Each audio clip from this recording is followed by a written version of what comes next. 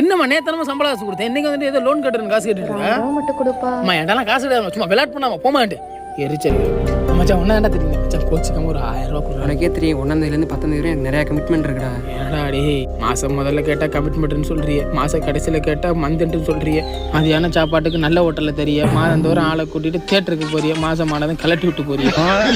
ஒண்ணுமே புரியலடா எனக்கு, ஒண்ணுமே புரியல. மச்சான் இங்கதான் இருக்கியா? உனக்கு இந்த உலகமே சுத்தி வரண்டா. உலகம் ஒரு உருண்டை தான்டா, ஆனதுக்காண்டி உருட்டுற அளவுக்குலாம் இல்லை. சரி மச்சான், ஒரு 100 ரூபா ஜிபே பண்ணி விடுறேன். அப்பல நீ யாவது 100 ரூபா அக்கௌண்ட் வந்து மாத்தி விடுறா. என்கிட்ட அக்கௌண்டே இல்லடா. நோட்டா செலவு பண்றியடா. அங்க கேட்டாதான்டா இல்லன்னு கையை வச்சிருக்கிய. உன் ஃப்ரெண்ட் ரஹீம் இருக்கான்ல, அவனுக்கு கால் பண்ணி தாடா, நான் கிட்ட தருவான்டா அவன். உங்களிடம் சரியான ரீசார்ஜ் திட்டம் இல்லை. அப்பல ஓபனா குடும்பப்பல. போன் என் பொண்டாடி மாதிரி யாருக்கும் தர மாட்டேன். அப்ப சர்வீஸ் யார் பண்றா?